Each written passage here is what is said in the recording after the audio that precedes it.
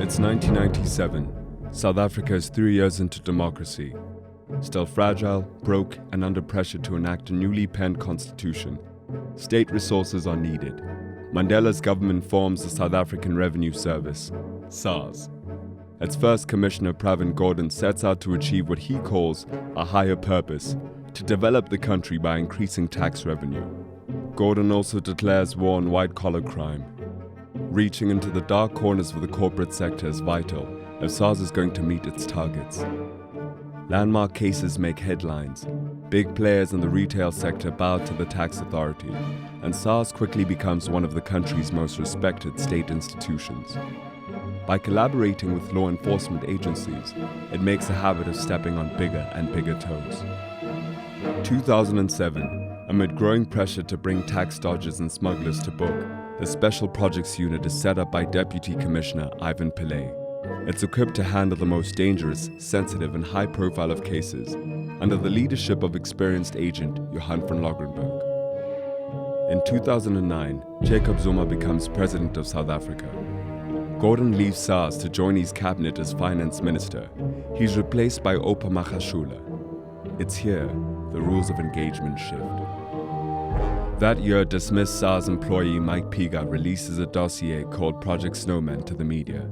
It claims SARS spied on and targeted politicians and Zuma sympathizers. There's no proof, and the tax authority denies the allegation, but it transfers several implicated officials for safety's sake, until only 7 agents remain in the renamed High-Risk Investigations Unit.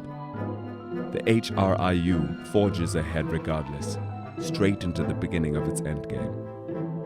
Later that year, the unit finds evidence showing state officials and members of the illicit tobacco task team are involved in the illegal tobacco trade. Despite the risks, van Logrenberg strikes up a romantic relationship with Belinda Walter, a lawyer working for the tobacco industry, whose client is directly in SARS crosshairs. She's also a covert agent for the State Security Agency. The HRIU also investigates tender fraud by an influential Zuma-linked family, the Guptas.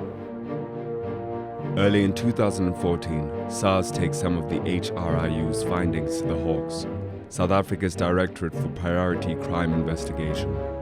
Nothing comes of it, but the following month, Zuma shifts Gordhan out of the Finance Ministry, replacing him with his deputy, Untitled Chapter. That same month, Walter and van Logrenberg break up, but allegations about their relationship cause a stir in the media. Pillay sets up a panel to investigate the claims.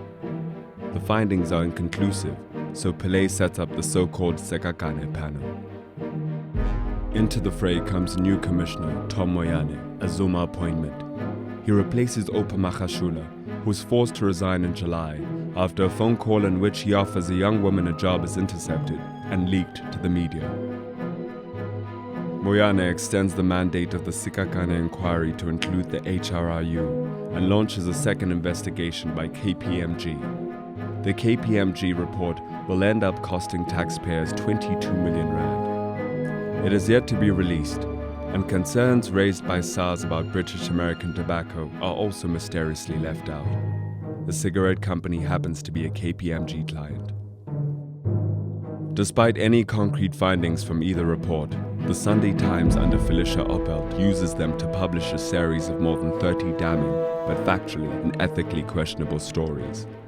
They call the HRIU a covert operation, naming it the Rogue Unit, and falsely implicate Pillay, Gordhan, Magashule, and van Logrenberg. Soon after the exposés start, Moyane suspends the entire SARS executive committee.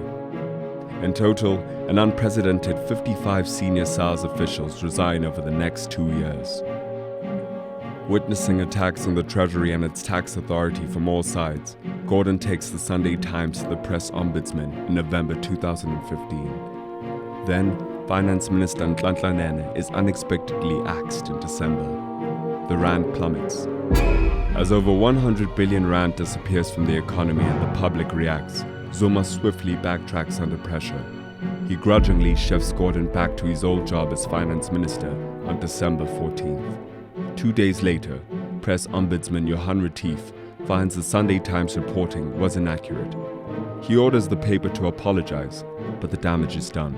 The rogue unit narrative sticks, and false allegations of dirty dealings give the Hawks and the NPA's Sean Abrams the chance to go after Gordon and his former colleagues.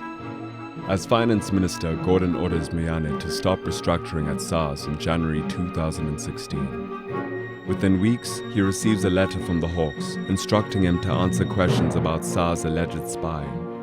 Its clear and amicable working relationship between tax authority and finance ministry is destroyed. What's not clear is what basis the Hawks have to investigate SARS. A cycle of claims and counterclaims develops between Gordon on one side, Zuma's man Moyane, Abrams, and the Hawks on the other. By August 23, 2016, the battle is truly underway.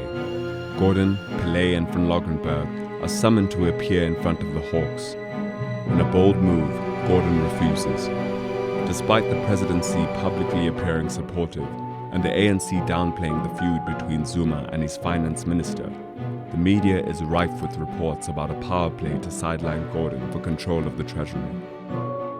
On October 11th, after months of denying it was pursuing Gordon, the NPA announces it will charge Gordon, Magashule, and Pillay with fraud. The charges are an early pension payout to Pillay and a vague claim about their involvement in the so-called rogue unit. Gordon fights back, publicly questioning the Hawks and the NPA's motives. As the court date nears, public pressure builds, with opposition parties and civil society rallying behind him.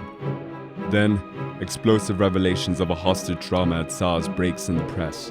Moyane and his henchmen are filmed attempting to coerce the SARS Deputy Director of Law to rescind his backing of Gordon, and rather endorse the fraud charges against him. This bizarre turn of events results in an embarrassment for Abrams. He has little choice but to announce on October 31st that the NPA will be dropping the trumped-up charges against the three men. Abrams is called before Parliament to answer for himself, and the rogue unit strategy appears to have unraveled. For now. The game of state capture, however, in which SARS is only one piece, is still very much in play.